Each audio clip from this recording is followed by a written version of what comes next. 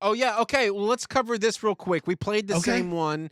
You mentioned earlier, I'm so glad that I'm the one who got to play it because I didn't come with backups, but you did tell me before the show you've got some backups. I've got a couple of backups. Are we gonna pull a and backup now? I'm gonna pull a backup right now. Bravo. And Thanks for being prepared, brother. damn it, Schroeder, you almost ruined my backup. Because in the opener, I got nervous. You brought up and here's a theme. A theme within the theme we have of mom jeans is a lot of these tracks are coming from soundtracks. Yeah. Oh, well, yeah, the Goo Goo Dolls was a soundtrack. For sure.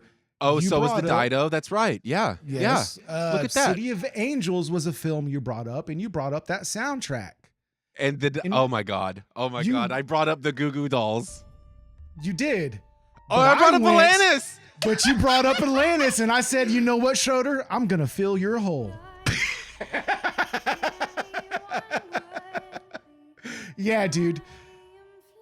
I revisited this track. This is probably the 4th or 5th time I've listened to it since I've put it on the playlist. Yes. And I have forgotten just how thematic the music is and how rocking it gets. Yeah. It's huge by the end. It is a huge track. She's so talented. Oh God. Her and her writing partner, I mean, they just had hit after. They could do no wrong for so long, it felt like. You're right. You're right. 98, City of Angels. If y'all don't know, freaking Meg Ryan and Nicolas Cage, y'all need to Cage. get on board. Come on. Yeah. If we've not watched this movie, the quick synopsis is this. Meg Ryan, human. Nicolas Cage, angel. Gives up angel's wings to be with human. What You're happens next? spoiling the fucking No, film. no, I'm not. That's it. That's the plot. I'm not saying anything else. He's an angel. He gives up his wings to bees with hers. That's like the first 30 minutes. I think.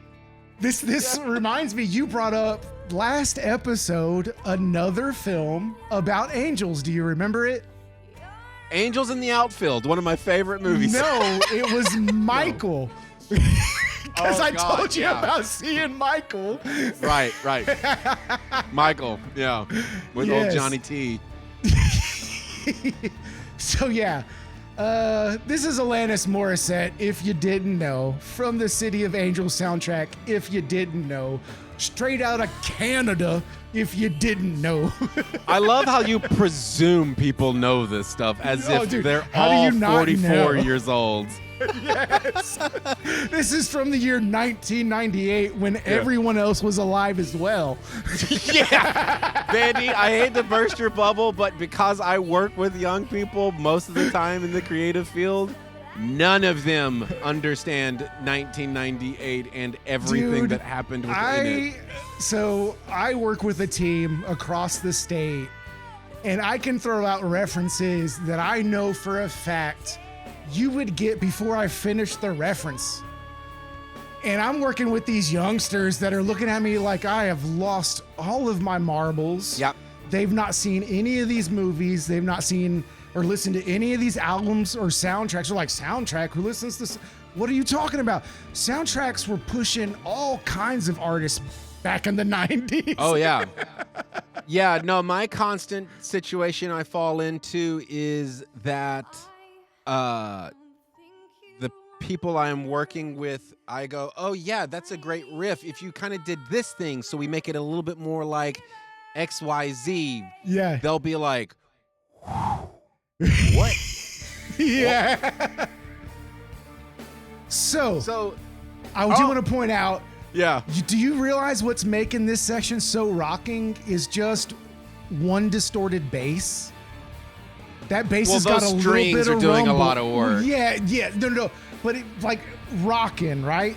That Yeah. bass has got a grumble to it, and it just, like. Well, listen to that guitar, brother. This is rocking. It's not this just is one a guy. rock This is song. Yeah. I mean, we're talking about angels here. Yeah, and also this was a fun production thing that happened a lot in the late 90s of getting the stripped back track to go real big by adding a huge string arrangement underneath the ruckus distorted guitars. Everybody was doing it, and it works every time. It works every time. I'm sold. I'll take 2. Yes, please. And also, thank you. Fun fact, and this one is fun, not sad fact. Okay. When I was on the Matchbox 20 tour. Whoop. Oops. I know what that song was. Yeah, it's old track. It's okay. No spoilers there. So when I was on the Matchbox 20 tour, it was called Exile on Mainstream. It was a sort of reunion tour for them. It was a lot of greatest hits, plus they had 6 new songs. Okay. And I've talked about this a little bit. Mute Math was the opener who you had said you had remembered or heard of. Yeah, totally. But then Alanis Morissette was the main support. And getting to watch her perform every night was some of the most fun because I have just always loved her music. And then to be getting to sit at front of house, hearing it in the best spot in the arena was like, this is what's up. And this rules. Yeah, and she like had the energy and the control, and it was just like, dude, yes, give me more of this rock and roll. And so at the end of the tour, we ended up having the big rap party at the Playboy Club. That's like the top level of whatever hotel in Vegas. That's where our last show was. Because I think they played like the Hard Rock or something like that. It's like a Hard Rock or House of Blues. But anyway, we were on the dance floor, and this was a crazy setup, dude. Like, so we had the whole club was bought for us for the night. It was for everybody on the tour to just 3 months are over with. The insanity is done. We friggin' made it to the end. Yeah. Let's unwind. And so, as a quick aside, what was great about it was that there were different spots for drinks throughout the club for us. So if you wanted a tequila drink, you would go over here. If you wanted a whiskey drink, you'd go over here. If you wanted a vodka drink, you go over there. If you were looking for Chumbawamba, you had to go to the bathroom. so those are like along the walls, but we've got the whole club to like dance and get groovy to and like party our asses off. And so there's playing all the club bangers of the time period, and I'm just on the floor having the greatest time dancing with my tour crew because like we were such a tight-knit family at that point that it really did feel like we survived a war because it was a horrendous tour, but it was a fun tour, but it was horrendous. Anyway, something apparently was magical about my dance moves that night because all I know... Was it the alcohol? Probably. Because all I know was this tiny little human comes and runs up in front of me and starts booty dancing on me. Yes. And so I just go, oh, well, this is happening, and I've seen the music videos. I know what I'm supposed to do, so I do the booty dance man side of the booty dance. Yeah, and we're having fun for a few minutes, and then they like start to laugh, and they run away.